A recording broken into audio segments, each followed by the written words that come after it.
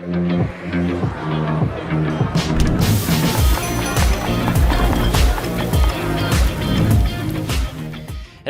and welcome back to the Titans of Food Service podcast. Thank you, everyone, for your support of the podcast. I hear a lot of positive feedback out there, and it means a lot to me that you are listening and following along, truly.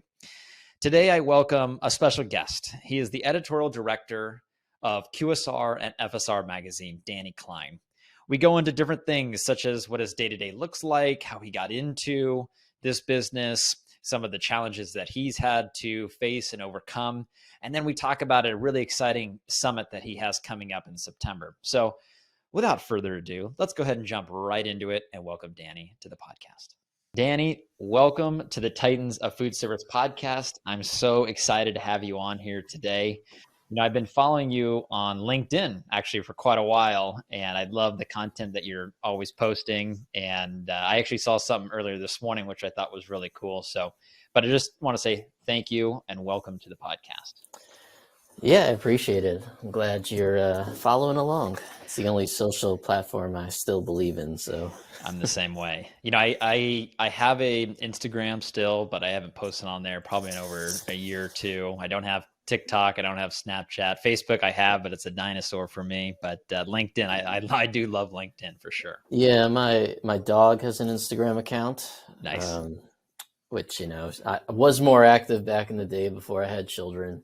Sure. I have a Twitter account, but I haven't tweeted in like 3 years. And Facebook, same thing. It's like my aunts and parents look at it, but my friends are not on there anymore. So LinkedIn's really the only one, in my opinion, worth really posting anything professionally, because Twitter is just such a cesspool of things. I mean, unless you're kind of up to current events and that's your business. But anyway, digress. How have you built your following on LinkedIn? What are maybe some tips that you've found along the way that increases your engagement? Yeah, it really started, not surprisingly, to take off both personally and for our company page at the start of COVID. It obviously, from a information perspective, it became very important for operators and people within the industry to seek out what was happening. Of course, they were trying to make it, but then at the same time, you just had these crazy things happening every day, from Cheesecake Factory furloughing 40,000 people to, who knows what else was going to happen on a regular day. So it kind of became a little bit of just sort of a center of gravity for the industry. But personally, just in terms of things I've done, I mean, I try to be who I am on there. I don't have a professional persona, so I post pictures of my kids and of my dog and silly other comments that I make and things that, some people have told me, I come across kind of, either vulnerable or like a real person, but I'm not trying to do that. It's just that I don't really believe in, like, one of my rules for people who work for me is that you can't use the word thrilled. I just can't get behind that on LinkedIn when I see those posts. I'm thrilled to do this. It's like, normally you're probably not. Right. So honestly, it was just really kind of about being myself, and then everything that we do flows from the content that we post, the people that we tag, that we write about, and really just a slow burn over time of people getting to know me. Try to be really accessible on there, but yeah, I don't know that there's any kind of secret sauce. It's just, we have a recognizable brand that I was lucky enough to walk into, and then kind of make it my own, just by being me, I guess. Yeah, definitely. You mentioned COVID. Do you feel now that, I would imagine probably back in COVID, there was a lot of stories coming out every day, every week, every month. Has that velocity continued up until this point? No, definitely has not.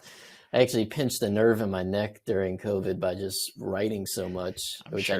I never actually got over, unfortunately. But no, I mean, my colleague Ben Coley and I, we were probably writing, we were actually doing at one point, we had like a drop down page of articles that we were posting, just to give a resource for people who want to learn more about COVID related topics. And I mean, we were probably writing, 20 to 40 things a week. And it's nowhere near that now. I mean, the velocity is pretty much back to where it was before. You just maybe have a little bit more in terms of innovation to write about.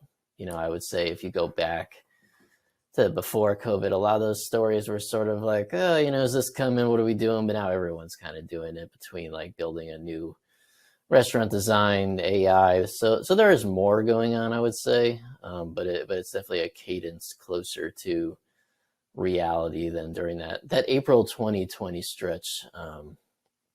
That month was just something we hopefully will never do again.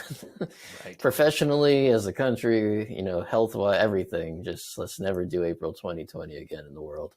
Yeah, I remember it. I think a lot of people in the food industry remember that time, and it was definitely a scary time. Did you feel on the business side, was COVID a positive for you and your business?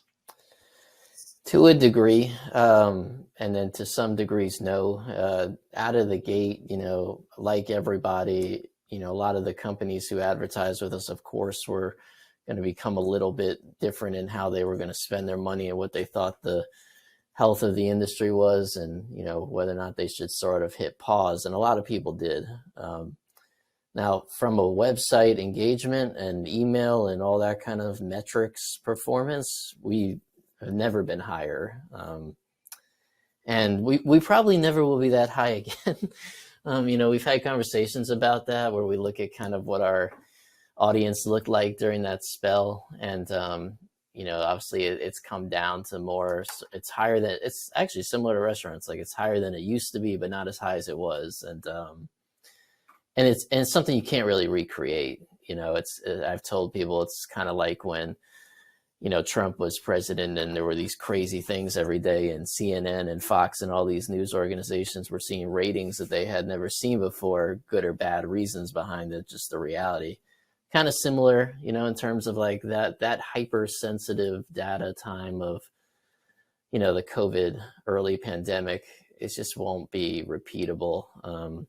So our LinkedIn page, for an example, we were sitting at like 7,000 at the beginning of COVID.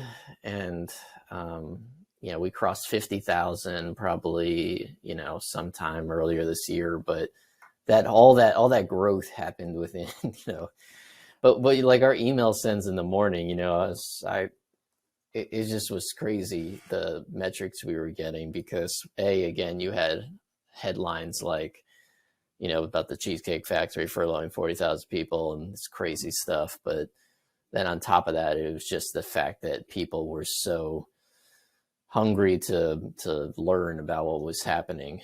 And then also when the dust settles, a lot of our, some restaurants made it, some didn't. Some people got out of the industry, some, embedded themselves even deeper. So it's just a different world right now. But our organization,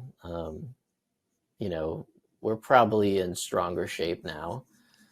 I think, I don't know how much COVID played a role in that, other than maybe it just gave us a chance to be who we were on an amplified stage. But, it's always an interesting topic, whether or not the pandemic was good for food service and those who cover it, or if it wasn't. Because on some level, it did some positive things for the innovation cycle and for certain operators, but I don't think anybody involved is ever going to say it was a good thing, so. Right. Kind of similar vibe. Yeah. My dad and I, we own a food service brokerage company, and we're in California and Nevada, and we started back in 2015. So him and I, we started the company together, and I really felt it was through 2020 and beyond. I was like, I finally feel like I'm becoming an entrepreneur, because it was truly very difficult to go through that period, especially our customers just stopped buying our products from our manufacturer clients, and our sales really slowed. And so it did give us a moment to pause and regroup and rethink. And I think now as we come out of it, it's been a benefit. But going for about a year and a half there, we had depressed sales, and that was really tough, mentally, emotionally, to go through that. when it comes to the information that was available through COVID on the food side, on the food service side, who are your competitors? You mean like other publications? Well, maybe you don't have to announce them here, but are there other publications that you are competing against for presenting information? Yeah, I mean, yeah, the food service trade publication world is, there's basically four or five publications in there between, Winsight and Restaurant Business and Nation's Restaurant News, Restaurant Dive, Franchise Times, Fast Casual, and QSR Web. That's kind of the universe we all live in. But I don't know. In terms of competition, I'm just the type of person, I just kind of try to worry about what we're doing. Totally. I do try to differentiate. That's something we decided 6 years ago on a strategy wise, but I would say we're a friendly industry in terms of competition. Our former editor is at one of those publications now as their editor. And, obviously we still talk and all that. So yeah, I mean, I would say that's kind of the world of media in the food service space. If I left anybody out, I apologize. It was not my intention. How do you differentiate yourself in this landscape? Yeah, well, I mean, that's actually a somewhat convoluted answer, but it's something that stretches back.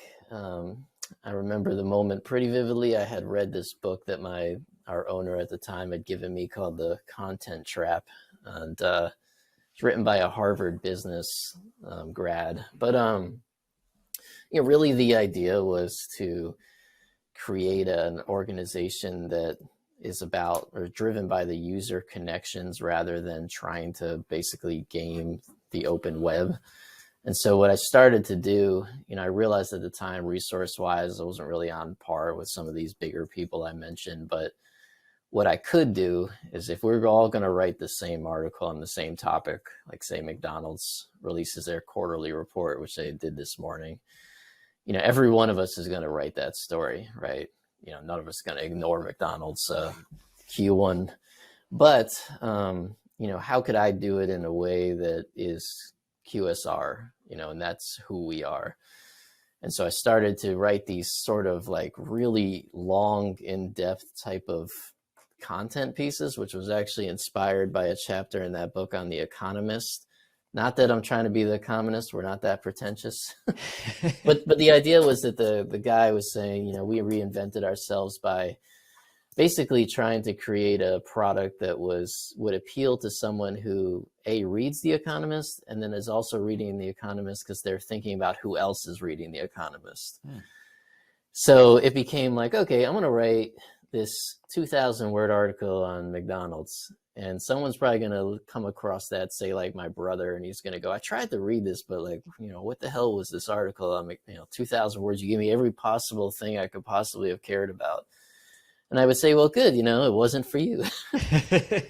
However, if the true restaurant aficionado came across it, we actually, the way that I had phrased this at the time, we never used this branding, but was to create the restaurant magazine for the restaurant nerd.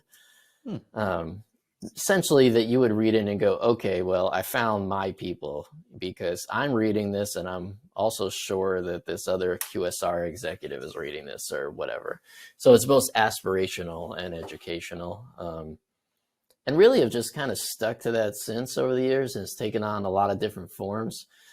A really good example of this is, I always like to tell this story. I hired a few new people recently and I created a mission statement for the first time which I don't know if any of them listen to, but, there was this example I gave where about a year ago, Taco Bell had come out with this Defy concept, which is this 2-story, 4-lane drive-through.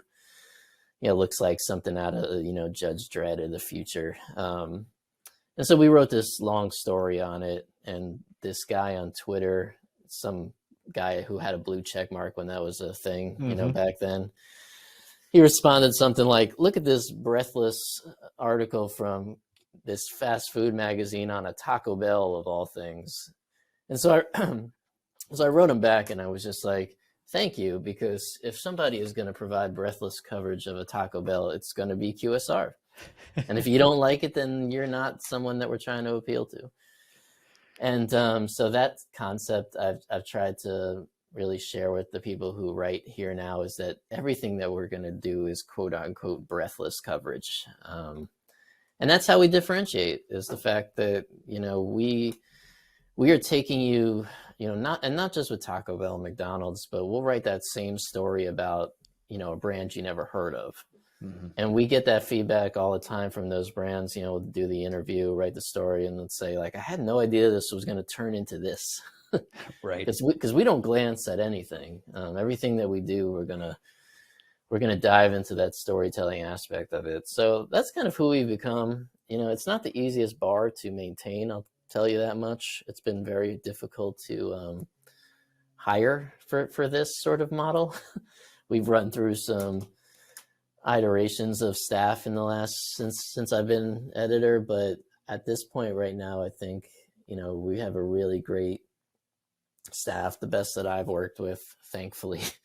That's great. We got some swings and misses in the early days, but now everyone embraces that idea and that mindset of who we are, and yeah, I think people appreciate it about us because we just, everything that we do, you could tell we care, and that's always why I tell people is I can train you on some level, but if you don't care, and I care way more than you, then it's not gonna work, right?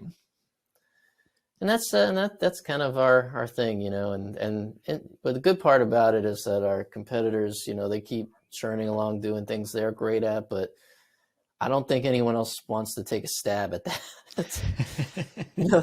Like I just wrote this morning, or published this morning, an article on White Castle. It's about AI and robotics. I was at a conference. I listened to a couple executives speak. It's like 3,300 words long, I just don't, just not going to leave anything out because that's not what we do. Yeah. So I don't think our competitors are going to do that. Yeah. They're not as crazy as I am, I guess. But again, like I said, I don't do it for them really. But this is just, I was like this way as a sports writer too. So it's just my current version of it. I love that. How do you find, I'm curious, how do you find articles or news to write about?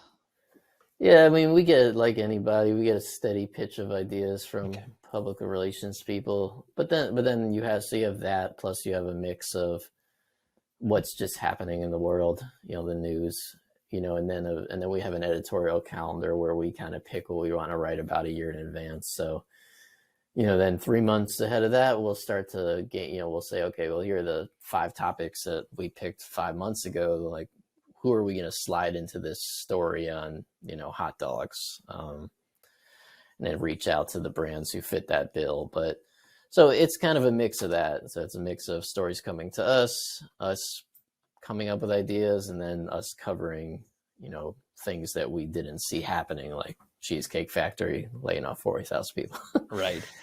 To keep bringing them up. But yeah, that's kind of the tier of things. I saw on your website you have something called Menu Innovations, and from what it looks like, it's all of the new menus or LTOs that are coming out at large concepts or unique concepts around the country.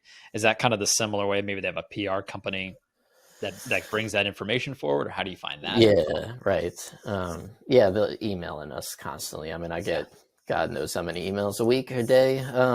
But yeah, so typically you'll get an email from an agency who reps Taco Bell and, say like, Crunchy Gordita releases Wednesday or whatever. And you're just cleaning up the release and posting it. And yeah, that's just a steady flow. That's on our website. We have that listed as like recent news. So those are press releases sort of just posted by us. I love that. Who is your consumer? Who is your target customer? Yeah, well, I think I kind of got into that there for a minute.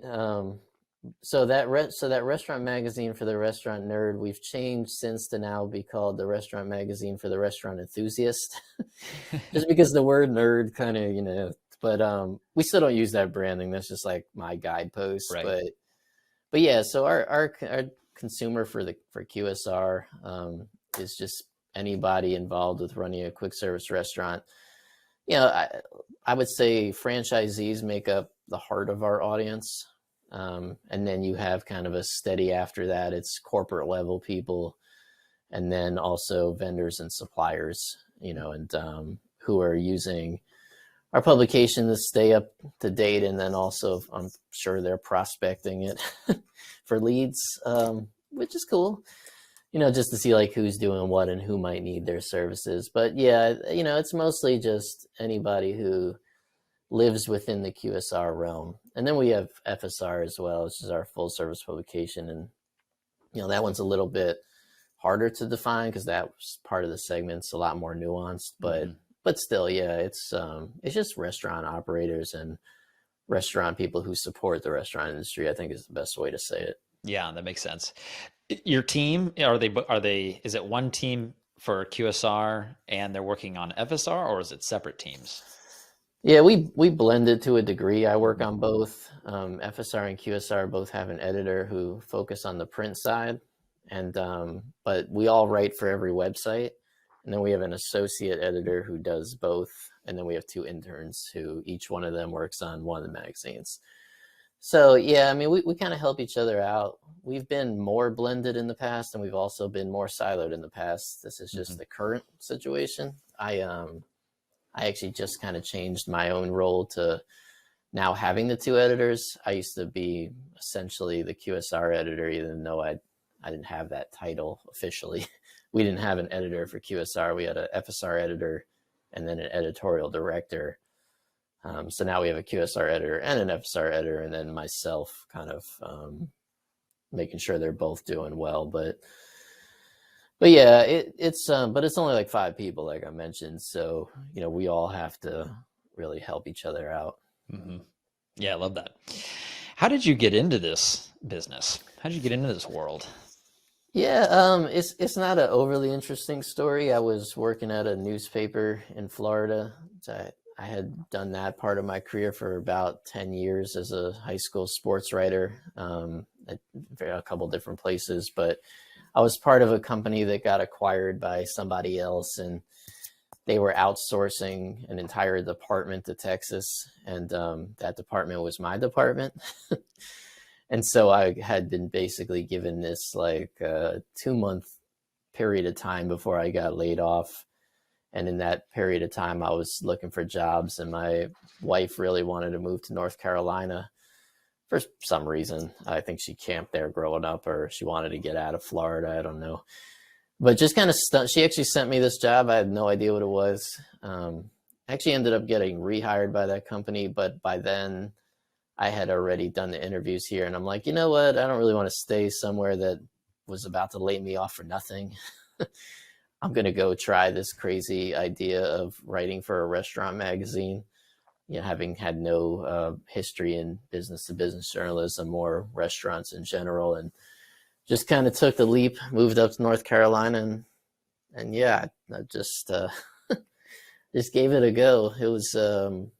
It was terrifying at first, to be honest. My colleagues always like the story that I cried myself to sleep the first night because I thought I was going to get fired, which is, you know, true.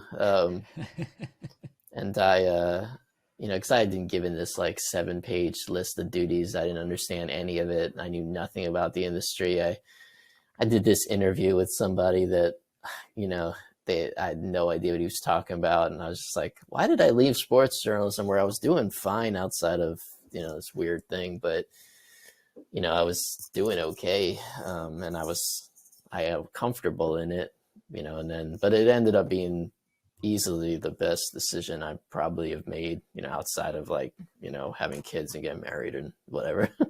but yeah, it really did change my life for the better. And best thing I did was giving that a go. Yeah, that's great.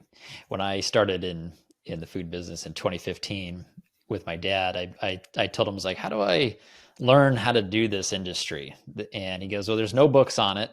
it's just one of those industries you have to kind of get out there and do it and work with it and learn as you go along. And that was kind of the reason I started this podcast. I was like, okay, I've been doing this for 7 or 8 years now, and I want to be able to share insights and information and knowledge from people within the industry like yourself who are at the top of their game and have great insights into how they got to where they're at.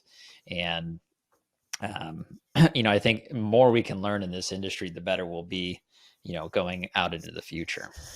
Yeah, how I went about that, because I was terrified, as I mentioned. So I read every issue. I was working on FSR to start, not QSR. So I tried to read every issue ever from front to cover, which took a while because they were dense back then. They were like 140 pages of wow. But I did that every night, at my lunch breaks until I got through all of them. And then the other thing that I did, and I still do this, and I'm the only person on my staff who does this because they all think I'm crazy, but whenever I do an interview, I don't use transcription services like everybody does nowadays. I still transcribe and listen to every interview that I conduct, no matter if it's an hour or 20 minutes, because I use them almost like webinars. Like I listen to what they have to say. And then when I go to write, I'm almost like repeating their vernacular and their mindset more than I am really writing it from my own viewpoint. So the way my content always tends to come out, I was recently at a conference and Pizza Hut was presenting, and I had talked to them for a cover story in January of last year. And I was watching their presentation and I'm like, they're basically saying everything that I said in terms of like the verbiage that you're using. And then I realized it's not that I said it. I just like repeated them for the, in a certain way. So I try to pick up the language and the way that they see things from their view more than, and so I still to this day, 8 years later, I listen to everything that I record because I just want to keep learning, because I have never run a restaurant before. I don't pretend to know that. Yeah. But when I speak at conferences or do panels and things and I start to talk after a few minutes, I'm like, I've just said something that I heard him say like a month ago. And that to me is a good thing, that I become almost like a megaphone for industry experts. So yeah, that's kind of was my plan. Yeah, I've noticed that on LinkedIn is you've got a nice, a wide range of different topics within the industry, which I think is really unique and different. And I noticed that your engagement is pretty high on the posts that you put out. So people are definitely resonating with that content that you're putting out. What about going into the future? How do you see the role of media and journalism in the food service industry, maybe in like 5 or 10 years from now? Yeah, it's a good question. A lot of different people have a lot of different viewpoints on it, whether or not you skew towards some multimedia efforts or whether or not you keep kind of delivering the thing that you always have been. And I have mixed feelings about it. We do a lot of podcasts, and I think that's obviously something that people are looking for. But I think a lot of what's happening now is that they're really looking for ways to use your content to connect with each other. And so that's why we decided, among other reasons, to actually do an in-person event this year in September, which we have never done. And it's an undertaking for sure. But and of course there are immediate benefits to something like that. But the broader idea of it is to, we really want to, I think everyone in the industry who I mentioned earlier wants to create a sphere, almost like a circular content organization that you can come to for everything. And that includes, networking. So do you do that through in-person events? Do you do it through webinars? Do you do it through podcasts or videos? So what I will say, though, at least this is how I view things, and I think I can probably be accused of being a little bit old school on this front, but I don't always see the need to dive into whatever flashy new media is out there. The written word, the long form content, at least for restaurants, I mean, everything that we track still seems to resonate, and then, the print magazine itself, I think if you ask sort of the casual bystander, what does the media landscape look 5 years from now, they would say there's no print, right? Mm-hmm. I don't think that's going to happen to us, mm-hmm. because our magazine serves a very direct purpose that people still appreciate. Executives still want to be on the cover, and I think it is something we're going to continue to invest in. So what I will say is I think it looks different. What that looks like, who knows? But at the same time, I don't think it looks as different as you may think.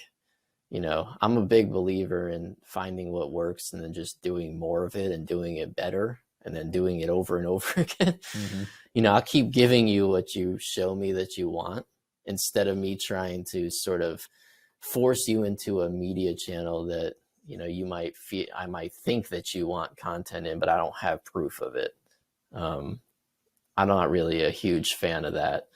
Resources to me don't make a lot of sense. So yeah, I mean, we're going to keep writing articles, and we're going to probably keep hosting a really big in-person event. Yeah. Tell me about that event. When is it? Where is it? And who will be, what are kind of some of the events that'll be happening? Yeah. Thank you for asking, because we just opened registration a week and a half ago. So right. It's still very early in the process, and we're figuring everything out. A lot of questions from people that I, kind of answer them as they come because they don't have an experience in this. Our new parent company does, thankfully. So they've been the backbone of this all, but which is WTWH Media, by the way. Just have to flash that out there. Shout out. But yeah, so we have two events. They're happening simultaneously. Okay.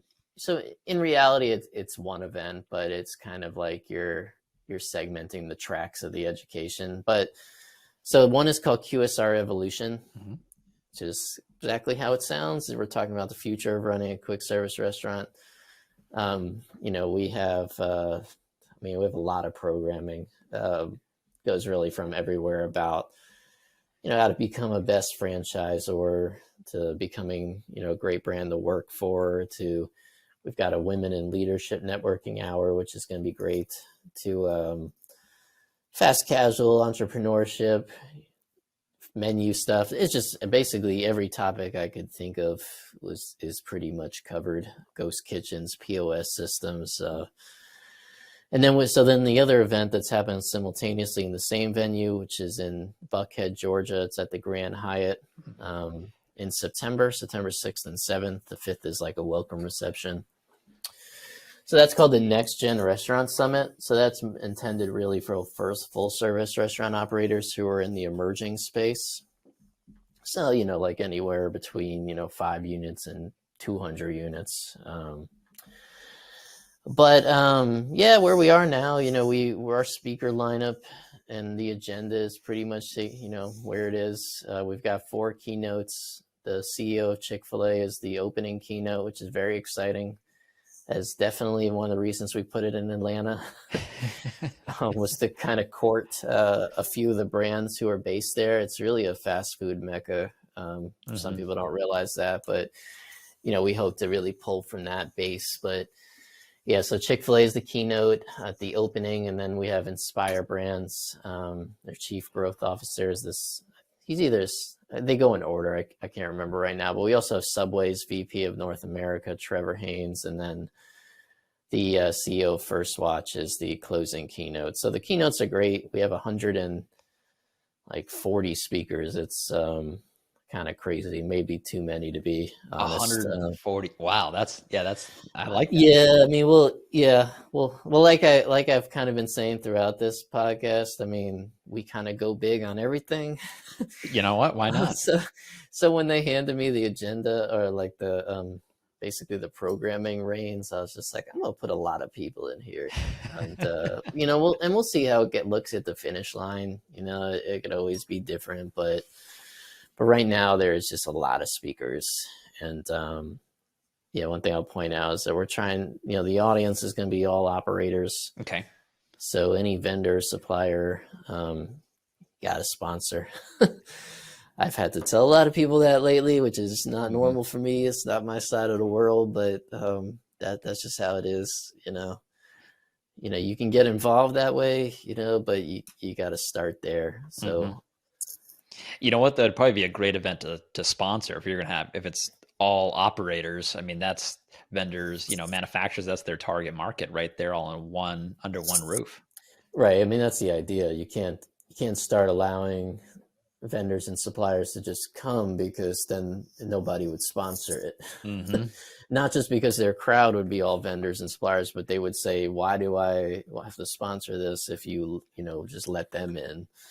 So you have to kind of take this approach as I'm learning. This is all new to me. But yeah, that's what we've been trying to say. So Coca-Cola is our founding sponsor. So they're, okay. It's like, okay, Coke, you want to introduce Chick-fil-A? Of course, right? You guys are obviously, but you guys are great friends. And then on top of that, we're going to stuff, 400 QSR operators in here, or whatever the number is. But 400. Well, we don't know. We're trying to aim at like 600 total people. Okay. So that's like 140 speakers. Let's say I rounded down to 100 for math purposes. Then it's 100 vendors. And so now you're left with 400 operators. But we'll see. Again, like I said, it's only been a week and a half. We've had a lot of interest. You just kind of explaining to people what's going on is really the step that we're at, because it's never happened before. So they got to pay to come to a conference that's brand new, and you got to show them why. And it's a task ahead of me. What's the best way for people listening in to find and sign up for this event? Yeah, each event has a website, QSREvolutionConference.com, and the other one's the Next Gen Restaurant Summit. But in both cases, if you went to the LinkedIn pages of QSR or FSR for that matter, they both pinned to the top have we created events for the LinkedIn company pages that you can easily just open, sign up for, and then the link is in there to actually go register. So we're trying to make it easy. But the other thing you could do, of course, is just ask me, if you want to just message me on LinkedIn or email me. Sure. You can do that too. And, we have an approval process for everyone who registers, so you can't just sneak in there. And then if you do want to sponsor, of course, I can help you find the right person to talk to about that as well. So. I'm sure you have access to a lot of different trends that are happening in the industry. Is there anything that's going to be a main focus at the event, a main topic? Yeah, I mean, it's in September. This industry moves quickly. So you try to wonder, what'll be the big thing now? I was just at this conference, and I would say that the number one thing anyone was talking about was probably automation and AI, just kind of what led to me to writing that White Castle story. But everybody was asking kind of the same question, is like, okay, we're all talking about it, but is anybody actually doing this? And the answer to that is not overly clear, because no one has really proved they could scale robotics at scale, right? Right. There are really cool examples of it in some brands, but there aren't like 3,000 robots at any chain. So I'm sure that'll be a big thing. Labor, I have a feeling, the best way for me to kind of figure that out is when I was going to put the panels together, which are the ones that I ran out of room on the fastest. And that was anything related to labor and anything related to technology. And those were the things that I couldn't fill up slow enough. And I ended up with too many panelists on some of them, and I'm kind of assuming they don't all end up showing up. But if they do, though, then I just have 5 or 6 people talking on stage, which is cool. Yeah, of course. Different perspectives. But one thing we're doing too that I created that I hadn't gone in realizing I was going to do were these fireside chats, and so that's something we're doing very unique that's only around at a couple of other events, but basically 30-minute conversations with an executive talking about the story behind their brand. So we have those running through 2 straight days, and everyone from Popeyes to Kava to Sweet Green to Wendy's to it's a long list, Jack in the Box, Wingstop. So in addition to kind of getting the trends, you're also going to really be in the room with the kind of a who's who of brands right now. And so you'll learn a lot of stories about successful people in addition to what's going on and what's relevant. Yeah, that's great. On the topic of AI, how do you see that being an influence in food service, or will it be? Yeah, I think it is. I think the biggest thing that you have to think about, or at least again, this is what White Castle thought, is the Internet of Things. It's a big conversation they brought up, and just the connected restaurant in the back of the house. I think, we did a podcast recently with John Taffer. It was really fun, but he was basically saying automation and tech in the back and hospitality in the front. I think that's becoming a very popular thing because during COVID, you had a lot of tech in the front. And I think that's leveling out a little bit. But, automation and AI, I think, have a really good place with things like scheduling, inventory. That's all topics that are here right now. Some of those more interesting concepts like AI at the drive-through. And then, of course, robotics in the back, like with, burger flipping robots and all that fun stuff. The AI at the drive-through is coming for sure. There are definitely several brands doing that to a pretty large footprint, and it makes a lot of sense. I don't think it's going to work for everybody, and I do think it has to get better. The conversational chat GPT and all that stuff, that's got to happen in a way that, it feels somewhat organic. I don't think anyone's ever think that they're talking to a person, but they do have to have the ability to, just be back and forth in a way that is flexible. And so that's a technology I think you're going to see more of. And then also, I think the robotics is, Sweet Green's doing like robotic make lines for salad, this Infinite Kitchen, and Chipotle's got some investments in that. And there are I think there's a place for that for sure. I just think that that's probably a little far away in terms of it happening in a really big way, and also there will be some brands that probably never really get into that, but you'll definitely see more brands just buying companies to do that for them too. So yeah, we'll see. We'll see. It's definitely here to stay. Just how it gets implemented, Yeah, I think that's an exciting concept, but still time will tell. For QSR and FSR, do you see AI as an opportunity or a threat? We dabble in it. Some of us like it more than others. We use it I think we use it as a tool. Like we try to, we'll feed it like a story and tell me like, write 10 SEO friendly headlines for this, or write me a description for this podcast. And then we'll kind of look at it and be like, this isn't terrible. Like maybe I could take this one and tweak it.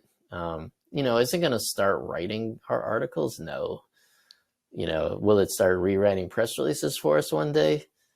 Maybe. Is it a threat though? I don't think it is, because it's just not the type of, I think B2B, it's, you're probably a little more shielded from it. I think things like, there are some levels of sports writing and fantasy sports and stuff like that I would probably be a little bit worried about if I was someone who majored in that. And that's why you see a lot of these organizations really turn toward commentary over just like the reporting of what's happening. But for our industry, writing about restaurants, it's just, like a good trick with GPT is when you're done, like when you tell it to write you something, tell it to cite its sources. And if you do that, then you'll suddenly realize that this cool article it wrote for you was basically plagiarized off your competitor or yourself. Right. But you have to be careful. So, there will be nobody on our staff who uses it to write straight up articles. Okay. Will we use it to influence some headlines and things like that to help us out? Sure. But it's not a game changer for us. Yeah. At least not as it stands. Who the hell knows what the next version of it looks like? Yeah. But currently, no, I don't really see it as a threat or anything. What about for you personally? Looking into the future, what are some things that you want to accomplish? Well, I personally, I've been really focused in the last probably, I'd say, year and a half of really staffing correctly. Because I'm not a natural leader, really. I was always somebody who just kind of did their work, and was kind of quiet about it. Wasn't really overly, out there and charismatic. And, that was something our former editor was great at and still is. And I was content being that guy in the cubicle, So I'm trying to really learn how to delegate in a way that makes everybody better versus just doing all the hard things myself. It's one of the reasons I created this recent structure with the editors, was to give them opportunity as much as it was to sort of change my direction. And so I'm really trying to just become a better, manager and things like that, and to have an organization that works, more smoothly. And I think we're really close to being there, as I mentioned earlier. I feel pretty good about it, but I still have a lot of room to grow on that level. But beyond that, just I want this event to work out, of course. It's really poured everything I had into the first part of it, which was just making that speaker lineup. But now is really kind of where the hard part begins. And, if I could stand up there on that stage in September and look out and see 600 people and most of our speakers showed up, I'll feel really good about that. And the fact that we were able to make that happen. And then, of course, then we start planning for year 2. But, that's kind of the horizon. At least for me, is just to keep working on being a better manager, and then also trying to, continue to build the footprint of our brand to sort of lead to this event. And trust me, that's enough. I don't think I could really plan beyond that personally for myself. Yeah, that's a big undertaking. We mentioned LinkedIn. Is that the best way for people listening in to connect with you, is through LinkedIn, or is there a different way? No, I would say that that's the best way. That and email, which is just dklein@wtwhmedia.com. I have a work phone. You can call it. I probably won't answer it on the first one because I've learned my lesson over the years. Usually the way I look at that is anyone calling me, if they couldn't reach me via email, I probably didn't want to answer. Yeah, that's a good point. So, I'll obviously read the messages and voicemail return them if that's not the case. But generally, it's usually someone going, "Hey, I shot you this email." And then I'm like, well, there's a reason you didn't hear from me. But no, LinkedIn is the best way for sure. Yeah. Obviously, I'm on there every day trying to monitor the many things that are happening. So, any questions, come there. Happy to answer them. Happy to point you in a direction if that's what you're looking for. But yeah, that's pretty much it. All right. Well, Danny, I want to just say thank you so much for taking the time to come on the Titans of Food Service podcast, talk to me. I think there's going to be a lot of people that are going to really resonate with this conversation. So thank you. Yeah, I appreciate it. Always like talking about what we do. 99% of the time we're talking about what somebody else does. So. Yeah, that's a good point. Yeah, that's true. So it's nice to flip the mic sometimes.